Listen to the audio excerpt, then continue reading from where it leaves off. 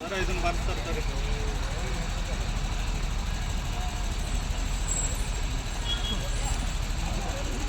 ಶ್ರೀ ಸ್ವಾಮಿಯೇ ಸಾಮರ ಈಗ ಅರುಣ್ ಪ್ರಸಾದ್ ಕೊಡಂತೇಳಿ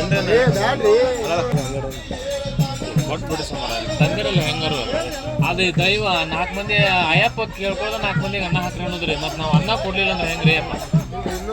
ಇಲ್ಲ ಇಲ್ಲಿ ತಂದಿಟ್ಟಾರ್ರಿ ಅಯ್ಯಪ್ಪನ ತಂದಿಟ್ಟಾರ. ಇಲ್ಲ ಯಾಕಂದ್ರೆ ಇಲ್ಲಿ ನಮ್ಮ ಸನ್ನಿಧಿ ಅಂದ್ರೆ ಬೇರೆ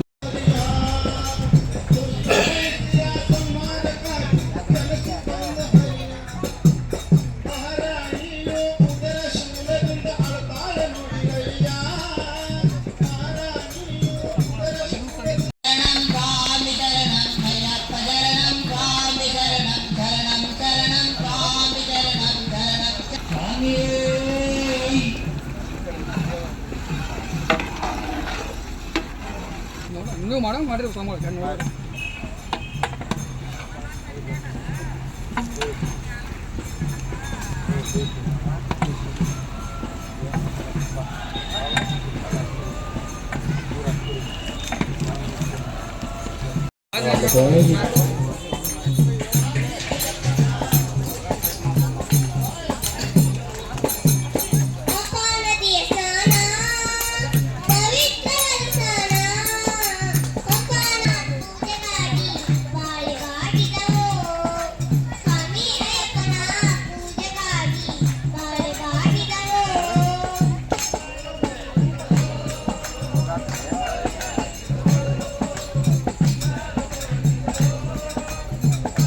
ಆಯಿತು. ಮುಂದೆ ಕಳೆದ 10 ದಿನದಿಂದ ಧಾರವಾಡ ನಗರದ ಕೃಷಿ ವಿಶ್ವವಿದ್ಯಾಲಯದ ಆವರಣದಲ್ಲಿ ಅಯ್ಯಪ್ಪ ಸ್ವಾಮಿಯ ಪವಾಡ ಸದೃಶವಾಗಿ ಪ್ರಕಟ ಆಗಿದೆ. ಅದು ಉದ್ಭವ ಮೂರ್ತಿಯೋ ಪ್ರತಿಷ್ಠಾಪನೆ ಮೂರ್ತಿಯೋ ಅಂತೂ ಒಂದು ಪವಾಡ ಆಗಿದೆ. ಈ ದಾರಿಯಲ್ಲಿ ಹೆದ್ದಾರಿಯಲ್ಲಿ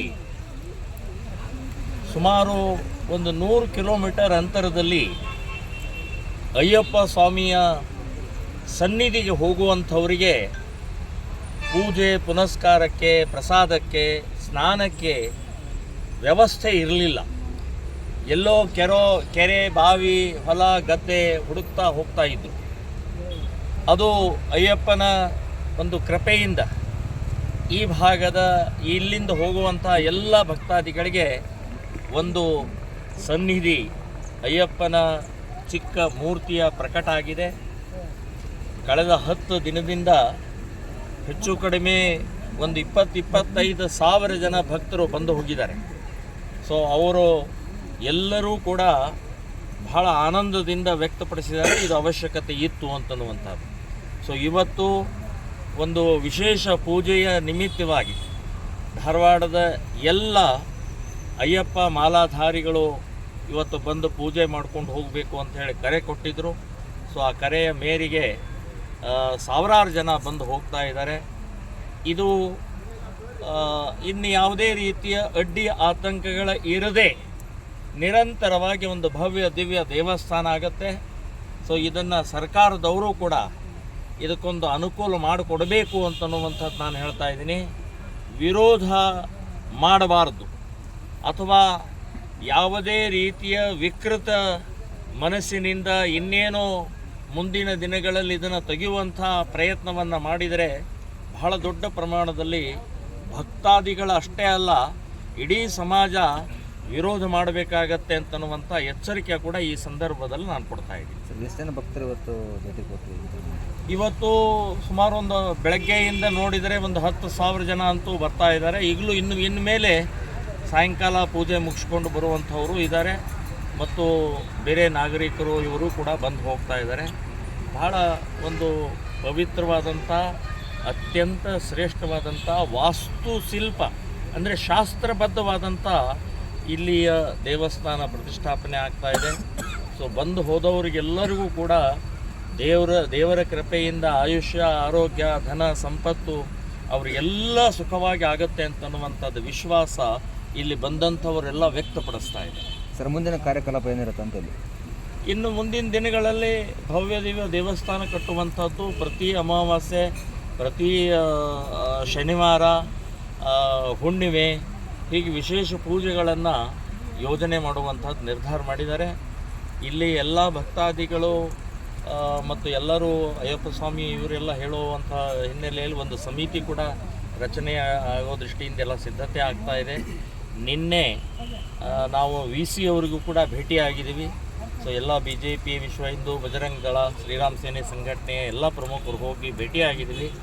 ಅವರು ಒಂದು ಅರ್ಜಿ ಕೊಡಿ ಅಂತ ಹೇಳಿದ್ದಾರೆ.